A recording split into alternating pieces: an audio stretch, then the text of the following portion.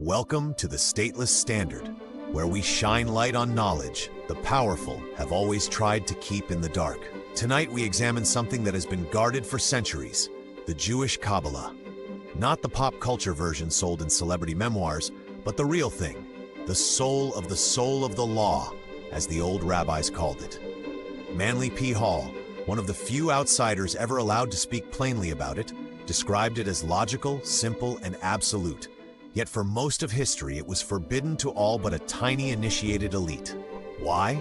That is the question we will keep returning to. Hebrew theology, Hall tells us, was divided into three layers.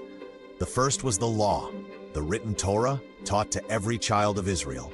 The second was the Mishnah, the soul of the law, explained to rabbis and teachers. The third was the Kabbalah, the soul of the law. This was never written openly. It was whispered only to the highest initiates.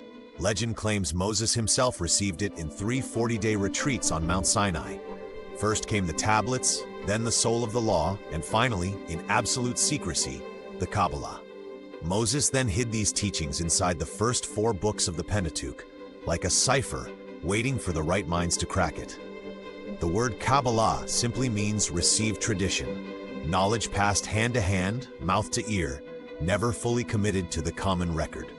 Ask yourself, if this doctrine is so profound, so liberating, why was it always locked away from the people? The Kabbalists claimed their system was ancient beyond reckoning. Some said God taught it to a school of angels before the fall.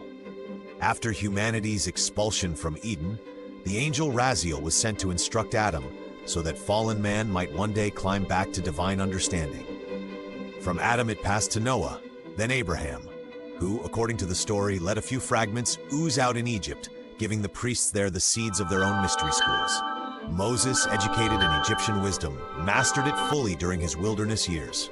He initiated 70 elders who passed it down an unbroken chain, David, Solomon, and onward. Centuries later, the core texts began to appear. Cautiously, the Sefer Yetzirah, or Book of Formation, attributed sometimes to Abraham, more likely to the 2nd century Rabbi Akiba. The Zohar, Book of Splendor, supposedly written in a cave by Rabbi Simeon ben Yochai while hiding from Roman authorities. Legend says he worked for 12 years with angelic assistance, then died in a burst of divine light. Much later, in medieval Spain, Moses de Leon published the Zohar, though many believe he merely compiled and edited far older oral traditions. At its heart, the Kabbalah is strikingly elegant.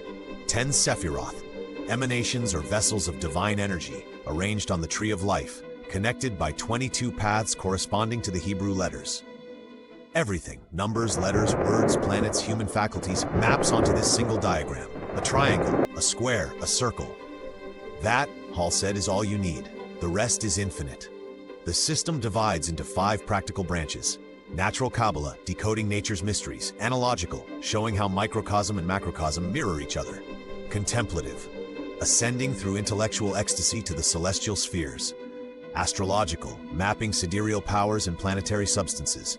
Magical, commanding spirits, crafting talismans, healing through invocation. That last branch, the magical, was always the most carefully guarded. Knowledge that could heal or control. Kabbalah did not stay confined to Jewish circles. Its threads run through Hermeticism, alchemy, Rosicrucianism, and Freemasonry. Medieval Christian scholars hunted for the hidden doctrine beneath Scripture. The crossed keys on the papal crest are said to symbolize exactly that. Yet the pattern remains the same. A tiny elite holds the keys, while the masses receive only allegories and commandments. Here is where the cynicism creeps in. If this system truly maps the structure of reality and the path to human divinity, why has it always been rationed? Why must the average person remain ignorant of the very diagram of existence? The answer offered by every hierarchical tradition is the same. The common mind cannot handle it.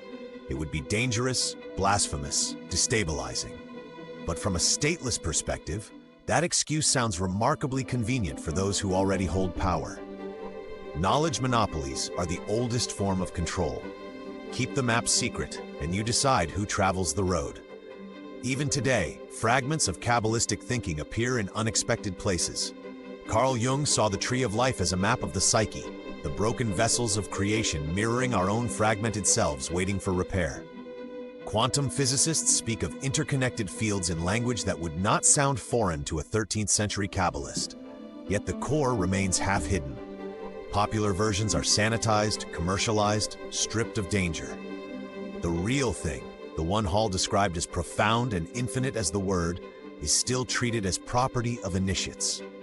At the Stateless Standard, we reject that premise. Knowledge is not the birthright of a priestly caste or secret lodge. It belongs to any mind willing to wrestle with it. So we bring you these forbidden fragments, not to initiate you into some new hierarchy, but to remind you that no gatekeeper has the authority to stand between a free individual and the structure of reality itself. The torch is lit, the scroll is open.